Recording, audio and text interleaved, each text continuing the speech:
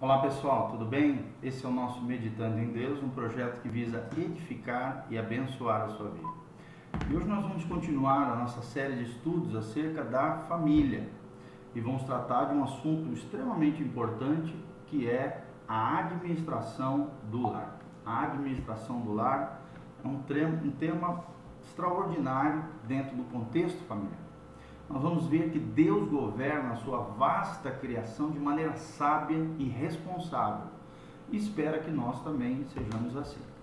Podemos apreciar que em todo o universo há uma ordem extraordinária, uma harmonia, uma beleza maravilhosa que Deus proporcionou para nós. Ficamos então maravilhados ao ver a capacidade, a sabedoria e o poder de Deus manifestados em suas obras. Por exemplo, no Salmo 8 nós vemos claramente esse governo de Deus, a glória de Deus. Os céus declaram a glória de Deus e o firmamento exalta o seu poder. Salmo número 8. Jó 12:13 também fala sobre isso. E nós vemos em vários trechos das Escrituras que Deus exerce uma administração inteligente. Ele criou o mundo, mas administra o mundo e controla o mundo, sustenta o mundo com a sua presença sustentadora, poderosa, numa espécie de administração inteligente. Nós também vemos na Bíblia que o homem foi criado à imagem e semelhança de Deus. E por isso ele foi comissionado por Deus, para governar a terra. Por exemplo, Gênesis 1:28, a palavra de Deus diz: "E Deus os abençoou, lhes disse: sede fecundos, multiplicai-os, enchei a terra e sujeitai-a, dominai sobre os peixes do mar, sobre as aves do céu e sobre todo animal que rasteja na terra." Então Deus delegou a Adão e Eva, de forma conjunta, como casal, a responsabilidade de governar todo o mundo criado por Deus. Ao casamento compete, então, realizar essa mesma função sobre tudo que tem a ver com frutificar e encher a terra. Por isso a importância de nós administrarmos fielmente, sermos fiéis mordomos de tudo aquilo que Deus nos tem confiado. Nós veremos, o primeiro destaque que eu gostaria de dar é que o casamento é o chamado de Deus para governar primeiro a área da família e do lar. O casamento é um chamado divino para governar primeiramente a área da família e do lar. Por exemplo, no Antigo Testamento, o conceito de casa é inseparável do conceito de família. Família e casa são dois conceitos semelhantes, que têm muito a ver. Em nossa linguagem moderna, nos dias de hoje, ao dizer casa, nos referimos geralmente ao edifício, à construção. Mas dentro da concepção bíblica, da mentalidade bíblica, do conceito, da cosmovisão bíblica, dá uma ideia global que inclui a família e todos os seus bens, pertences, trabalhos e etc. A expressão, por exemplo, em 1 Timóteo 3, 4, 5 e 12, quando diz que governe bem a sua casa, se refere a isso, a uma administração racional e espiritual do lar.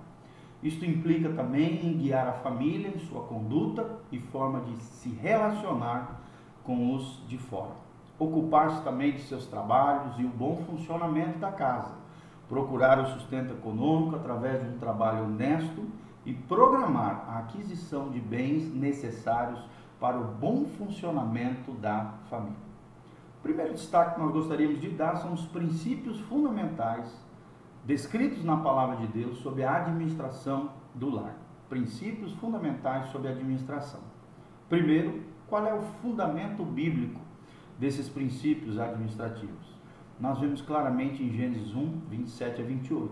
Criou Deus, pois o homem, a sua imagem, a imagem de Deus o criou, homem e mulher os criou. E Deus os abençoou e lhes disse: sede fecundos, multiplicai-vos e enchei a terra, dominai sobre os peixes do mar e as aves do céu e todo animal que rasteja pela terra. Gênesis 1, 27 a 28. 1 Timóteo 3, 4 e 5 também fala que governe bem a sua própria casa, que tenha os filhos em sujeição com todo respeito, pois se alguém não sabe governar a sua própria casa, como cuidará da igreja de Deus? Então chama atenção para esse cuidado com o lar. Também em 1 Timóteo 3,12, a Bíblia diz: os diáconos sejam maridos de uma só mulher, que governem bem seus filhos e as suas próprias casas. Também nós vemos em 1 Timóteo 5, 8 e 14, a Bíblia diz: mas se alguém não cuida dos seus, e especialmente dos da sua família, tem negado a fé, e é pior do que o incrédulo, pois que as viúvas mais novas se casem, tenham filhos, dirijam a sua casa, e não tenham ocasião ao adversário de maldizer. 1 Timóteo 5, 8 a 14. E por último, Tito 2, de 3 a 5, a nossa fundamentação bíblica para a administração do lar. A palavra de Deus diz em Tito 2, 3 a 5, as mulheres idosas, semelhantemente, que sejam reverentes no seu viver, que não sejam caluniadoras, não dadas a muito vinho, que sejam mestras do bem, para que ensinem as mulheres mais novas a amarem os seus maridos e filhos e a serem moderadas, castas, operosas, donas de casas, bondosas, submissas a seus maridos, para que a palavra de Deus não seja blasfemada. Para que a palavra de Deus não seja blasfemada. Tito 2, de 3 a 5. Então, o que significa administrar? Depois de toda essa fundamentação bíblica, muitos lidam, infelizmente, com assuntos familiares sem um planejamento, sem um programa definido, sem uma meta, um alvo, ou mesmo sem um mínimo de ordem, né? Tem a vida do lar toda bagunçada, deixam tudo por conta da improvisação, e isso é um erro fatal.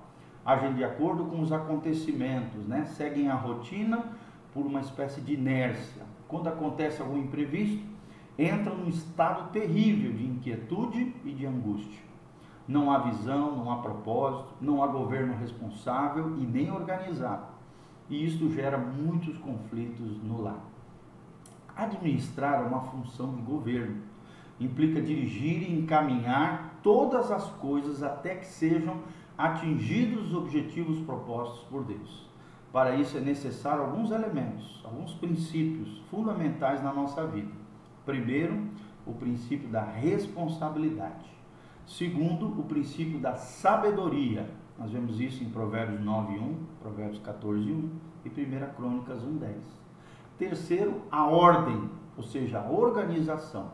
1 Coríntios 14:40. 1 Coríntios 14:40 fala sobre esse princípio da ordem, que tem mais de 300 versículos na Bíblia que fala que Deus é um Deus de ordem, de decência, de organização. E o quarto princípio é a diligência, ou seja, o esmero, o esforço, o trabalho árduo para que seja administrado eficazmente o nosso lar. Provérbios 27:23, Provérbios 12:27 e Romanos 12:11 também fala dessa diligência, desse esmero, desse esforço da nossa parte, responsabilidade, sabedoria, ordem e diligência. Esse estudo que nós estamos fazendo, ele tem um caráter prático do que a Bíblia diz a esse respeito. Não se trata de doutrina, mas sim de conselhos práticos, úteis para o nosso dia a dia, para a administração dos nossos lares, de maneira eficaz, sempre baseados nas Escrituras. Agora, em seguida, nós vamos ver 5 princípios básicos para uma boa administração. O primeiro princípio básico de uma boa administração é conhecer. Conhecer. Deve ser feito, então, um reconhecimento das áreas a serem administradas. Você precisa conhecer as áreas, por exemplo, finanças, né? Lidar com filhos, são áreas que precisam ser geridas, administradas por aqueles que são líderes dentro de casa. Não se pode governar aquilo que não se conhece. Sendo assim, é preciso avaliar a situação em que se encontra a família e as circunstâncias que se rodeiam. Baseados então nesse conhecimento, podemos determinar objetivos, propósitos e posteriormente elaborar um planejamento que permita alcançar os objetivos de Deus no nosso lar, na nossa família, nessa boa administração do nosso lar. Segundo, é necessário planejar. Planejamento é essencial para o bom andamento do lar e da família. Essa tarefa deve ser encarada com seriedade.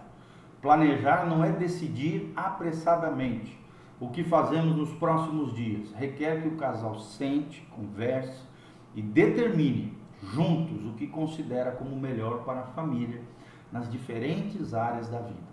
Podem ser realizados planejamentos semanais, planejamentos mensais e planejamentos anuais, por exemplo, as férias. Faça um planejamento anual de economia, de organização para as férias, um momento tão importante, fundamental para a harmonia, a alegria, o prazer e o deleite da família. Então, de acordo com cada exigência específica, em cada área é necessário planejamento. É conveniente fazer isso por escrito, ou seja, anotar os seus planos, os seus projetos, porque isso ajuda a visualizar e manter em mente aquilo que se programou. E de preferência, coloca num cartaz, num quadro, dentro da casa, dentro da família, o planejamento familiar. Ok? Nós vamos continuar no vídeo seguinte os demais 5 princípios básicos para uma boa administração. Nós já vimos conhecer e já falamos sobre planejar. Ok? Continua conosco. Deus te abençoe em nome de Jesus.